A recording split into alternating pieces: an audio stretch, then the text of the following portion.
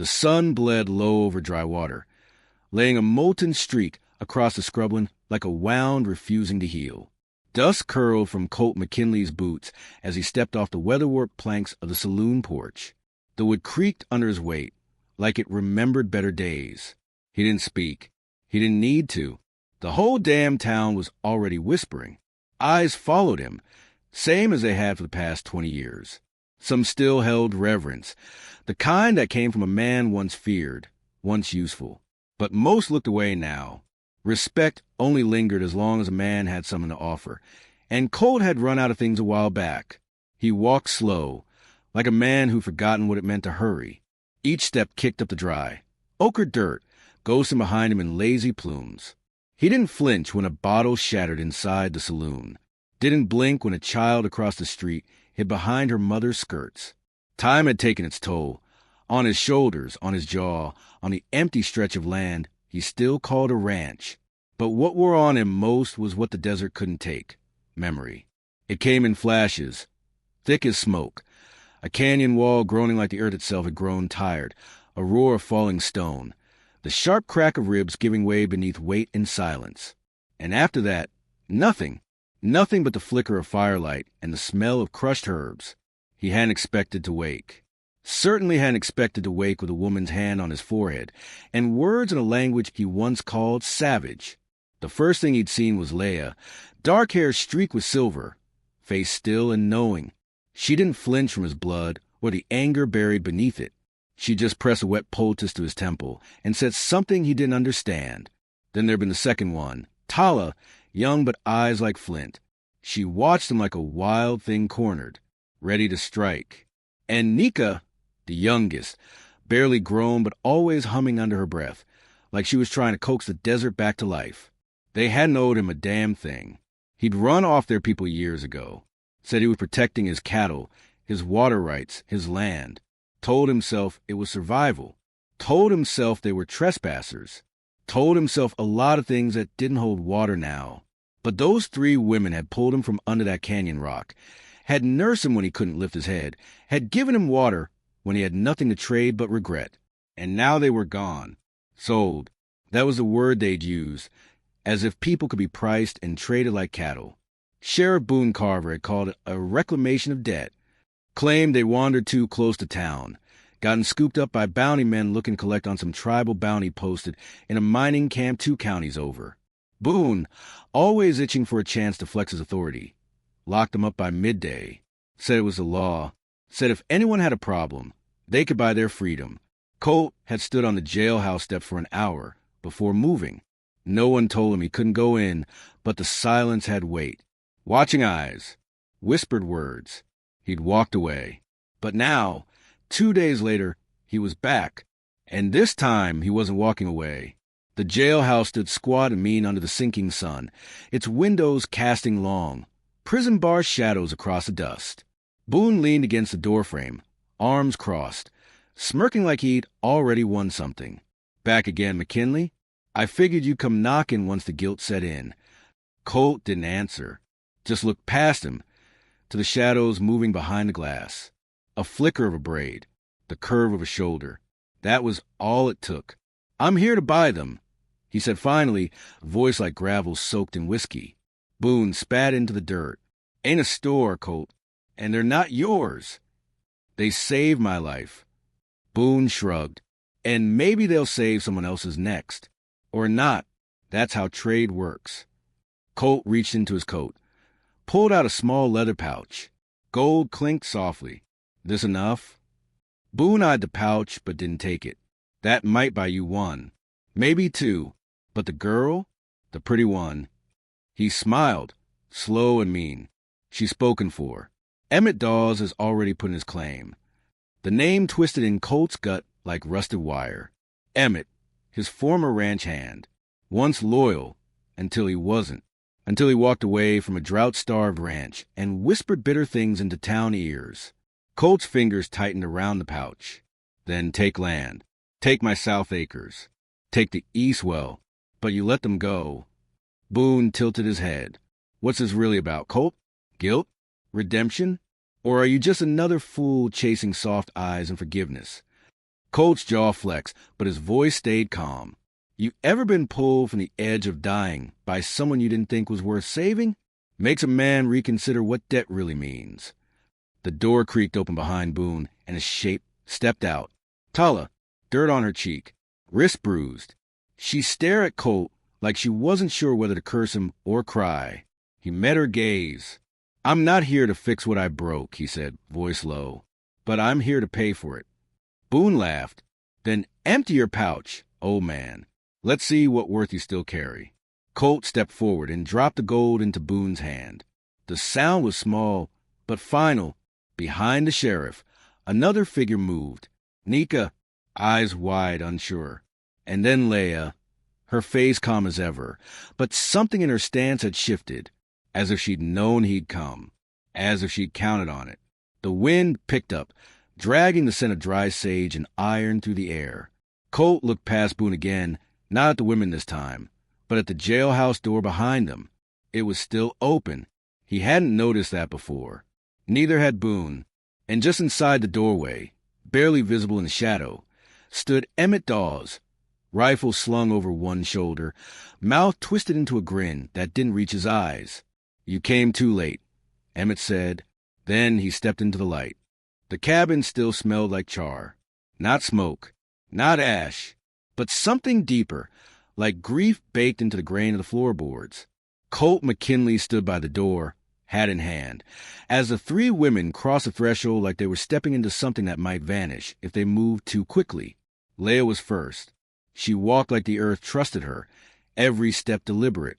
Tala followed with her jaw clenched and arms folded, the set of her shoulders saying plainly, I don't want to be here. Nika came last, her eyes darting toward the scorched corners of the room, and then toward Colt, as if wondering what part of him had burned too. He cleared his throat. It ain't much. I rebuilt what I could. Roof still leaks some when the winds from the east. No one answered. Leia placed her small satchel down beside the hearth. There wasn't a fire, just old coals that hadn't been stirred since last winter. She crouched and ran her fingers through the ash as though reading it. Tala looked toward the door, backlit by sun and hesitation. Then, without a word, she turned and walked out. Colt didn't follow. Instead, he moved to the table and set out 4 tin cups. Water's cold. Comes straight from the well. Only Nika approached. She picked up a cup, but didn't drink. She traced the rim with one finger, then looked up at him. Why'd you come back? Colt stared at his calloused hands. I owed you. Nika's voice was soft, but not forgiving. That's not the same as caring. He didn't argue. He'd spent too many years confusing guilt with love to pretend he knew the difference anymore. Outside, Tala's boots thudded against the dirt as she paced. She hadn't gone far, just far enough to prove she could. Leia remained by the hearth, now gently sweeping the soot aside to clear a space that might once have held warmth. I've made space in the barn if you prefer, Colt offered. Cleaner than it looks. I hesitated.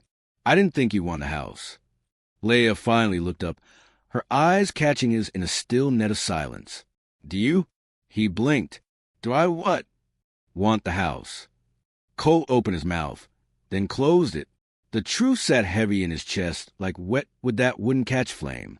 That night, no one slept inside. They lit a fire in the barn. Nika curled near the hayloft. Tala sat with her back to a post, sharpening a blade against a flat stone.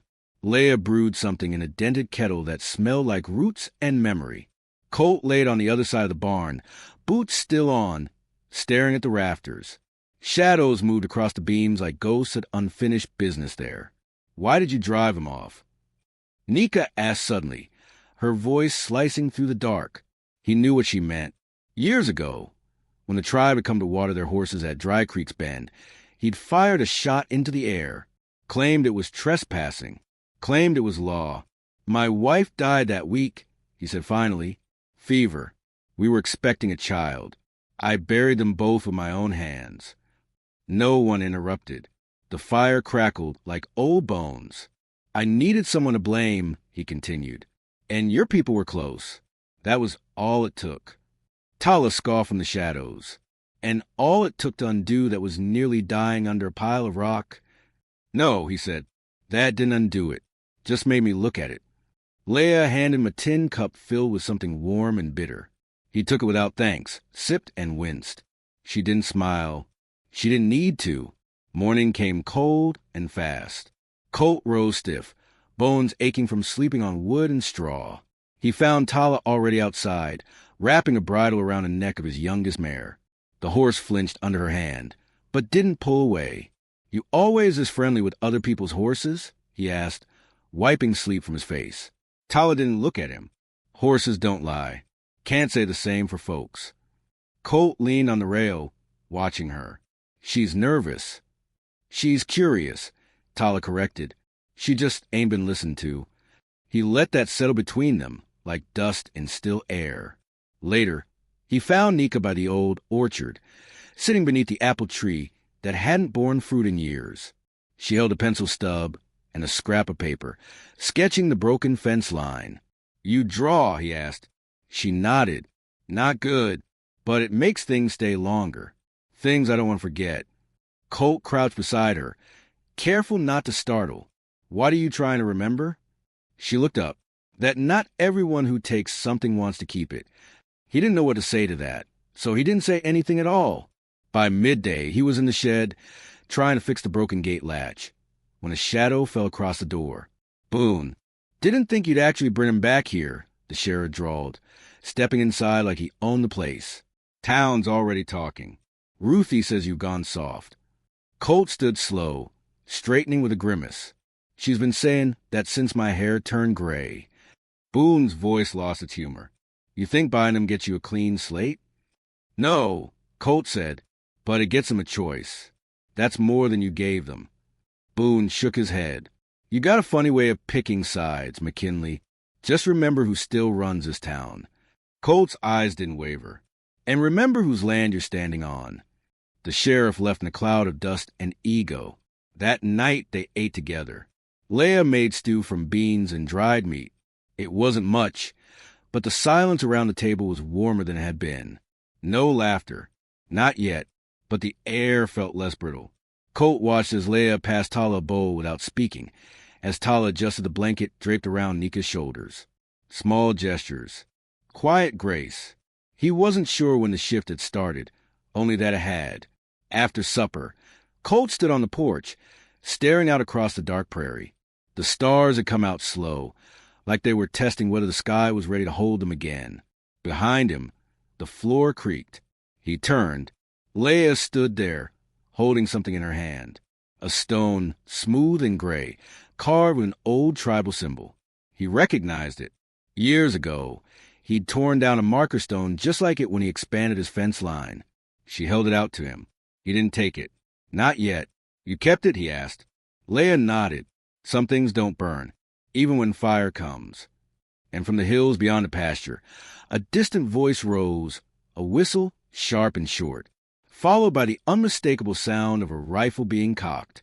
The sound echoed across the prairie like a warning, sharp, metallic, final. Colt McKinley turned toward the hills, his breath snagged in his throat. A second click followed, closer this time, like someone chambering the past into the present. Behind him, the porch boards creaked. Leia stepped beside him, her hand still holding the carved stone, but her eyes fixed on the dark ridgeline.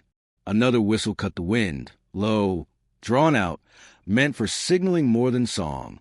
Colt knew that whistle. Years ago, it had meant stray cattle or trouble riding in on horseback. Now it meant something else entirely. He stepped off the porch, eyes scanning the horizon. The wind had picked up, carrying the sharp scent of dry pine and gun oil. He saw a figure crest a hill, silhouetted against a pinking sky. Broad-shouldered, slouched like a man who'd never quite left the saddle. Emmett Dawes.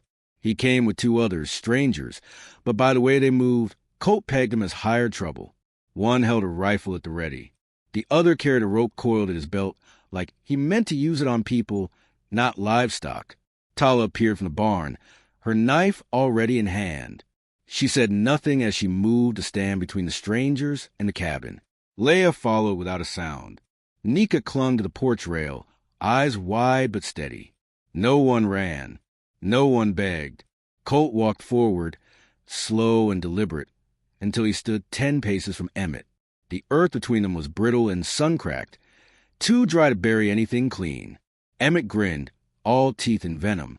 Didn't think you'd have the gall to come back, Colt. Figured you'd rot out here with your ghosts. Colt kept his voice even. What do you want? Emmett looked past him to the cabin, then back. She ain't yours. None of them are. You traded your name for shame, and now you're clinging to scraps. You came out here for a woman? Emmett's face twisted. I came for what's mine. Colt's jaw tightened. They're not property. They're not yours. They're not mine. They're free. The man to Emmett's left chuckled, thumbing his rifle. That's so. Tala took a step forward. Her voice was ice. Try it. Colt raised a hand. No blood. She's threatening me. The man spat. She's telling you the only truth that matters, Colt said. Emmett shifted his weight, the toe of his boot grinding into the dirt. You always talked like you were better than the rest of us. Thought if you spoke slow enough, used enough silence, it made you right. I was wrong for years, Colt said. But not about this. You think they're grateful? Emmett sneered. You think they'll stay when the gold runs out and your name's just another curse in town? Leia stepped forward, voice calm. He didn't ask us to stay. Nika nodded, chin high. He listened.